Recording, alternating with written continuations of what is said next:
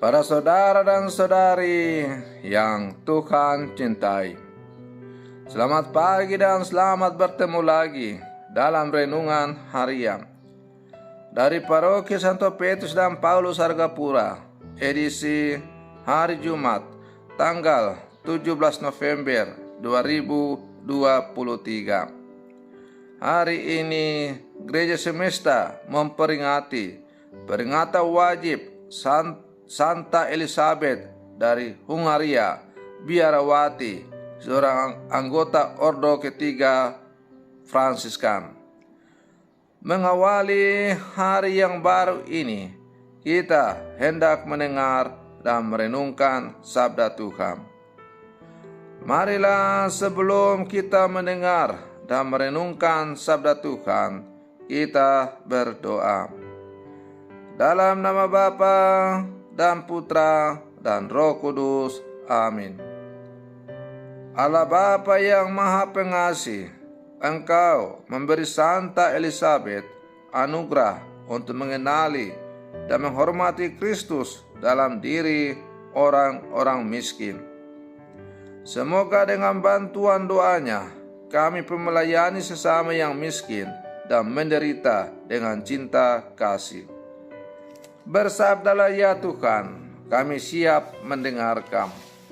Terpujilah Engkau Bapa, Putra dan Roh Kudus, kini dan sepanjang segala masa. Amin. Para saudara dan saudari yang Tuhan cintai, sabda Tuhan yang hendak kita dengar dan kita renungkan untuk mengawali hari yang baru ini diambil dari Injil Lukas pasal 17 ayat 26 sampai 37. Tuhan bersamamu. Inilah Injil suci menurut Lukas. Pada suatu ketika, Yesus bersabda kepada murid-muridnya, sebagaimana halnya pada zaman Nuh, demikian pula kelak pada hari Anak Manusia. Pada zaman Nuh itu, orang-orang makan dan minum, kawin dan dikawinkan, sampai pada hari Nuh masuk ke dalam bahtera. Lalu datanglah air bah dan membinasakan mereka semua. Demikian pula yang terjadi pada zaman Lot. Mereka makan dan minum, membeli dan menjual, menanam dan membangun, sampai pada hari Lot keluar dari Sodom. Lalu turunlah hujan api dan belerang dari langit dan membinasakan mereka semua. Demikianlah halnya kelak pada Anak Manusia menyatakan diri. Pada hari itu, barang siapa sedang ada di peranginan di atas rumah, janganlah ia turun untuk mengambil barang-barang di dalam rumah. Demikian pula yang sedang berada di ladang, janganlah ia pulang. Ingatlah akan istri Lot. Barang siapa berusaha memelihara nyawanya, ia akan kehilangan nyawanya. Dan barang siapa kehilangan nyawanya, ia akan menyelamatkannya. Aku berkata kepadamu, pada malam itu kalau ada dua orang di atas ranjang, yang satu akan dibawa dan yang lain akan ditinggalkan. Kalau ada dua orang wanita yang sedang bersama-sama mengilang, yang seorang akan dibawa dan yang lain akan ditinggalkan. Kalau ada dua orang di ladang, yang seorang akan dibawa dan yang lain akan ditinggalkan. Para murid itu bertanya, "Di mana Tuhan?" Yesus menjawab, "Di mana ada mayat, di situ berkerumun burung nasar." Demikianlah sabda Tuhan. Para saudara dan saudari yang Tuhan cintai.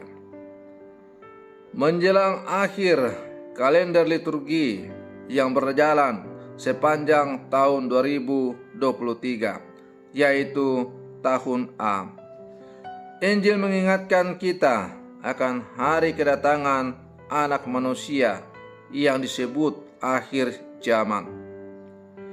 Ada beberapa ciri yang diungkapkan oleh Tuhan. Tidak ada yang tahu, sifatnya tak terduga, dan adanya penghakiman. Sikap yang harus diambil oleh setiap orang adalah peka dan berjaga-jaga. Hari Tuhan selain diidentikan dengan akhir zaman, juga dengan akhir hidup kita. Dengan perhitungan manusia, kita bisa memperkirakan lama tidaknya masa hidup kita. Kita yang masih sehat dan muda merasa bahwa masih akan hidup dalam waktu yang lama. Kita yang sakit merasa bahwa waktu kita sudah pendek. Namun semua itu bukan jaminan. Dan sebagian besar dari kita tidak siap dan cemas menghadapi kematian. Para saudara dan saudari yang Tuhan cintai, kedatangan kerajaan Allah selalu dikaitkan dengan datangnya bencana dan malapetaka yang kerap terjadi di belahan bumi. Mengapa selalu ada kecenderungan untuk mengaitkan bencana dengan hari kiamat? Harus diakui, Yesus sendiri menyebutkan hal itu berulang-ulang saat mengajar di Bait Allah maupun di hadapan para muridnya. Akan tetapi, seringkali kita lupa atau sengaja lupa bahwa Yesus selalu mengingatkan akan ada tanda-tanda alam yang akan menyertai kedatangan kerajaan Allah. Tetapi tentang kapan persisnya, Yesus selalu mengatakan Anak Manusia pun tidak tahu kapan datangnya kerajaan Allah itu. Maka Yesus melanjutkan pengajarannya, berjaga-jagalah, waspadalah. Para saudara dan saudari yang Tuhan cintai, melalui bacaan Injil yang baru saja kita dengar pada hari ini, Yesus mengingatkan bahwa orang di zaman Nabi Nuh tidak diselamatkan karena hidup menurut kehendak mereka sendiri. Begitu juga di zaman Lot, mereka hidup dalam kesesatan duniawi, maka mereka binasa. Hidup dalam terang Allah, itulah jaminan kita memperoleh hidup kekal. Bagaimana dengan hidup kita saat ini? Masih adakah ruang dan waktu dalam hidup kita di zaman milenial ini, di mana otak dan hidup manusia dibanjiri dan dijali dengan berbagai tawaran yang menggiurkan lewat media sosial, yang justru seringkali membuat kita merasa capek dan kehilangan gairah hidup? Apakah masih akan ditemukan orang-orang yang setia menjalankan ajaran Tuhan dan menjadi terang di tengah gelapnya kehidupan saat ini? Para saudara dan saudari yang Tuhan cintai, mungkin kita akan bertanya, kapankah Yesus akan datang untuk kedua kalinya? Kita sebenarnya tidak perlu berpikir dan mempersoalkan kapan Dia akan datang lagi, karena yang paling perlu adalah mengatur diri agar kita selalu siap untuk menerima kehadirannya kapanpun dan dimanapun. Kesiapan diri ini dibangun dengan selalu mau membiarkan hidup kita dikuasai dan digerakkan oleh Allah sendiri. Jika kita selalu taat dan dengan sukacita melaksanakan kehendaknya, maka kita tidak akan gugup dan panik jika ia datang. Dengan hidup dalam kasih yang mewujud dalam karakter pribadi yang ramah, rendah hati, tidak mudah marah, dan selalu berpikiran positif terhadap orang lain, serta selalu bersukacita dalam hidup meskipun harus korban waktu, tenaga, materi untuk sesama, maka kita dengan senang hati juga menerima kehadirannya.